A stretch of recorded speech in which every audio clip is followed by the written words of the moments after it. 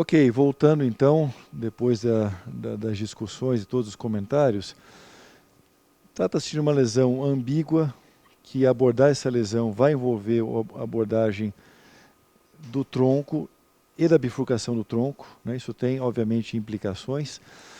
Então, hoje com os métodos, trazendo o conceito de uma intervenção de precisão com métodos de imagem, fisiologia, eles são, acho que, essenciais num caso como esse. A gente vê pela angiografia, se puder ter a angiografia na tela, por favor, e aí vamos para as imagens que a gente fez hoje, Luiz. Novamente, então, em oblíqua anterior direita, caudal, a gente vê uma lesão no tronco, aqui não dá para se ver direito, mas uma lesão na DA proximal, também moderada, né? Acho que pela angiografia, a DA proximal, lesão calcificada, uns 40%, talvez. E na próxima projeção é onde realmente preocupa mais, porque é uma lesão clara de tronco, pelo menos 50%, 60% pela angiografia, mas um tronco muito calibroso. E a gente precisa decidir o que vai fazer. Então, qual foram aqui os passos que nós seguimos, Luiz? Primeiro, a angiografia foi feita. A gente passou o guia, fizemos o ultrassom, e o interessante aqui também é a gente ter disponibilidade aqui, Ricardo, de uma complementação com uma fisiologia não invasiva, né? Então a gente consegue avaliar a fisiologia não invasiva e a gente vai tentar fazer passo a passo aqui, acho que na câmera aí, para poder mostrar como é que seria uma avaliação fisiológica dessa lesão no tronco, repercutindo para a DA e a avaliação também do ultrassom especificamente para o tronco. Perfeito. Vamos então agora para o ultrassom, vamos avaliar o ultrassom que foi feito da descendente anterior para o tronco da coronária esquerda. Aqui nós temos o professor Shen conosco também, acompanhando esse caso. O ultrassom da descendente anterior, o que mostrou? Mostra um padrão de lesão difusa e aquela lesão moderada no segmento mais proximal da descendente anterior, aliás, médio descendente anterior, é uma lesão com uma área mínima de 3,8. Lesão calcificada, eu diria um pouquinho abaixo de 4, mas acima de valores de corte que têm sido associados a uma fisiologia positiva. À medida que a gente avança na porção proximal da descendente anterior, a gente vê um vaso mais calibroso, com uma área preservada, existe uma placa excêntrica que acompanha todo o segmento, e à medida que a gente chega no tronco da coronária esquerda, chegando aqui a CX, às 4 horas, nós não vemos uma placa se estendendo com esse envolvimento ao nível da bifurcação do tronco, mas já no corpo do tronco existe então essa placa, que é o que a gente vê pela angiografia, uma placa ambígua. Nós fizemos uma série de medidas aqui, então áreas que vão 6.3, 6.6, 6.3 novamente, aqui acima de 7, realmente não é uma área significativa do ponto de vista de redução luminal. Mas para se ter um efeito da comparação, a referência do tronco é muito grande, então um tronco de 23,6 milímetros quadrados na porção mais proximal, o que nos dá uma relação próxima de 70, quase 75%, que é o que se aparenta pela angiografia em algumas projeções, mas sem um envolvimento, sem uma área mínima importante. A outra corrida de ultrassom que fizemos a partir da artéria circunflexa, nós vemos também um vaso com uma doença bastante difusa, circunflex. É um vaso que cresce na porção proximal, tem uma placa excêntrica que acompanha, e já bem próximo ao ósseo, vejam aqui chegando o tronco da coronária esquerda às 10, 11 horas, o vaso fica bastante elíptico. It's like a napkin ring by Angel. E aquela impressão que a gente vê é uma calcificação que compromete o lume em algum grau, mas com uma área ainda preservada em torno de acima de 6. Aqui a gente pode fazer aqui algumas correções dessa medida. 6.6 mais ou menos. É um pouco difícil ajustar isso aqui, 5.8, mas com certeza não é uma redução luminal significativa, talvez 5.7, 5.8, próximo de 6, que aqui seria esse componente que ainda é vaso. Ou seja, do ponto de vista de área mínima, pelo ultrassom, nós não temos uma área mínima significativa também no ósseo da artéria circunflexa. E quando a gente avalia o tronco, left main from the circumflex, às vezes a angulação pode mudar um pouquinho essa medida, então recomenda-se fazer a medida pelo ultrassom por ambas as corridas e fazer uma média, se há dúvida. Nós pegamos uma área mínima também de 6,2, muito semelhante ao que aconteceu pela corrida a partir da descendente anterior. Então, aproveitando aqui a presença do professor Shen. So, Xiaoliang, we have this ambiguous left main disease by angio. In some views, cranial view, maybe 60%. Very large left main. So we wanted to do imaging, considering they will find a very critical disease here. But as you saw from the LAD, we have areas above 6, same from the circumflex. Importance to do a measure between both, right? A measure from the circumflex and LAD runs.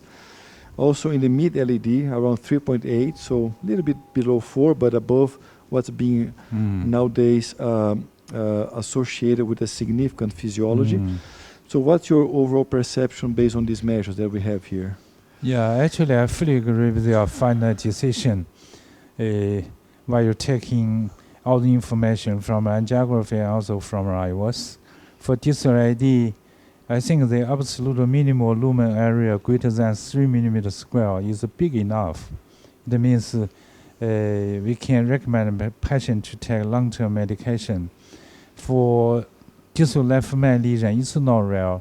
For some cases, angiographically, there is probably mild to moderate stenosis. I mean, probably diameter stenosis varies from 50 to even 70%, but the absolute diameter lumen of left main is pretty big. So even the diameter stenosis is about a borderline lesion, but the lumen area is big enough, very big enough to supply the sufficient blood with myocardium. So it will be interesting to see the physiology, right? Yeah. So I think it's very important to combine the intravascular image finding with the physiological assessment. So do you have the further information? Let's see the measures that Lou is doing for the MIFR. Vou utilizar aqui então a visão cranial, né, Ricardo? Que foi a lesão que conseguimos. Bom, tinha uma lesão na direita, que era uma lesão também considerou moderada, para menos. Você chegou a fazer a medida de MIFR lá? Fiz a medida, é só mostrar aqui na tela. Aqui deu 0,95. Então, aquela lesão que é uns 40% pela angiografia, talvez 60% na projeção cranial, um pouco pior, que foi a que você pegou. 0,95, so a non-significant physiology in the RCA, like 40 to 60%. Right. Agora, você consegue fazer a medida, então, aqui... Isso, a gente fazer aqui... De forma independente dos dois vasos, né, Luiz? Você consegue fazer, ok. Se eu fazer aqui da DA, eu vou tentar fazer primeiro, então, obviamente, pre-frame, eu vou fazer só do tronco. So we can assess lesion by lesion, right? That's the beauty of the system as well. So aqui, ó, vou dar um pouquinho de zoom e, obviamente, para tentar melhorar aqui a questão da conformação. Pegar a medida mais acurada, ok? So I think it's correct. It's correct. Perhaps the contour is very clear. Yes, okay. So next. Então, muito rápido, né? A avaliação. Quer dizer, aqui é um sistema que está dentro da sala de hemodinâmica, a gente consegue aplicar rapidamente. So inside the cath lab, right? Yeah. Right. So MIFR is a very new generation modern tool to guide the final decision. Also, I think it is a recent new generation of MIFR, because we only need a single projection to measure deu MIFR. 0,83 aqui, você vê que de fato, né, no tronco, né, Ricardo? A gente tem praticamente 9 a 10. Tem uma queda, there's some drop, mas não é significativo, né? Então, nesse ponto aqui, fica muito tranquilo. Naquele ponto do tronco, bem tranquilo. Tal. E a análise, aí você está pegando mais distal, segmento distal, e é importante que essa nova geração desse sistema baseado em geografia, ele permite, aplicando a lei de Murray, do fracionamento, né, fractal dos vasos da árvore coronária, ela também permite você fazer análise de bifurcação de forma muito consistente. So this is a new generation that allows you to do bifurcation, right? Yeah, right. With the Murray law applying the concept. Right. Yeah. Quanto que você pegou, Louis? So from figure you can see very clearly there is multiple measurements for different side branch, for diagonal, also for septal branch. So this is one of the beauties for new generation MUFR. Sim. E aqui a lesão da descendente anterior, Louis, quanto que você pegou? Então, a avaliação da descendente anterior tirando, então a gente já tira o left main, né? Então aqui a gente faz a mesma projeção, o left main. A gente pode até dar um zoom, mas o contorno aparentemente muito bem visto, né? Então a gente vai dar next e ele vai fazer o cálculo da esquerda apenas, da descendente anterior apenas, 0,88 Ok, e então mais 0,88. Então 0,88 considerando a lesão da descendente anterior. Louis, perguntas importantes. Shaolin, important questions. If you're doing a left main lesion like we did here, which is the left main only, should we do the MFR to the LED and to the circumflex, or only LED is okay?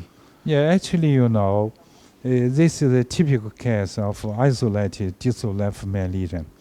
If RCA is dominant, so you really don't need any information about UFR for circumflex. So just from distal ID to left main. So from this figure, I think very. So this is the distal one is 0.88, right? Sim. Yes. So just proximate to the distal septal branch, actually there is no more change, right? So also from figure you can see the ossicule distal septal branch looks like a knife. Yeah. So it means this is not incorrect projection for septal branch. But this is minor information we don't need, right? So when you have a pattern of very diffuse disease, you should really take disease by disease. You don't get misled by the value that you get downstream to say, well, I have to treat this because what it counts in the overall value downstream. You have to take lesion by lesion. Right. So the distal MUFR is 0.88. So here is 0.89, right? Yeah. So here is 0.94. So it means there is no pressure integrant between distal AD and the middle portion of AD, right? So let's say keep the number in our mind. It's 0.94, right? Yes. So let's move to here is a cross-section area, just distal to the septal branch and a small diagonal. Yeah. So here is 0.96. 96. So it means this segment could be treated as a normal segment. Okay. So here is 0.97, very similar to 9.4, just proximate to the second diagonal, right? So let's draw back. So here is 1.0. Okay. So it means we don't care about the diameter stenosis for left main disease because here MUFR is 1. Yeah. So it means no any sign of ischemia. Yeah. So in a patient like this, this patient had an important myocardial bridging here in the mid portion that we saw by Andrew very nicely. He does have some disease. Of course, we care about the progression of the disease and everything. So what's the key recommendation here to follow up this patient? Yeah, actually the key point is that for diffuse plaque is different from diffuse lesion, right? Yeah. Diffuse plaque. Because the MUFR or invasive FFR is a final sum of the ischemia burden induced by whole plaque. Yeah. So we need to analyze to compare the different value at different sites for plaque. So this is why we need to know, distal is 0.88, here is 0.89, so no difference. Even there is a muscle bridge here, so it means no meaning. So 0.89, here is 0.94, also no jump. Sure. So for any adjacent two lesions, if the MUFR difference is greater than 0.515, so we have to deploy stent. So probably we need a support stent. But Professor Kusler, I have one more question for this patient.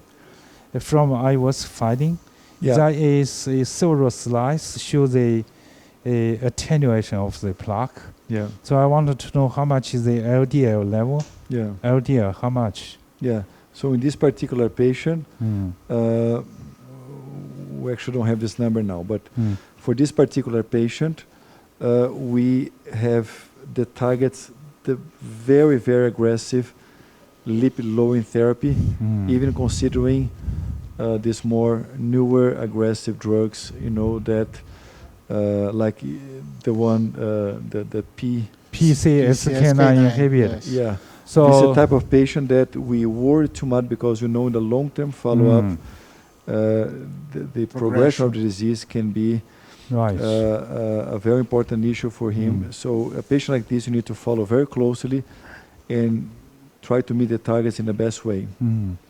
So we have many cases. Also, one clinical trial is ongoing in China. If you remember, a few years ago, one clinical trial called Pacman published in JAMA about the importance of PCSK9 inhibitor for patients with acute coronary syndrome. Yeah. So very similar trial is ongoing in China. We use the primary endpoint of clinical events. So I highly recommend to use PCSK9 for this patient because he has distal left main disease. We should be very seriously, carefully. So after minimal 1 year, so if the patient agree, I think you need to follow up angiography, IOS, and MUFR for the patient again. Yeah. Probably there will great degradation of the plaque at the distal left main. Okay. So I think that in total, they find the information box is very lucky for the patient because we don't need to deploy a stent, something like that. Yeah. Congratulations. Absolutely. Thank you. Congratulations. Thank you.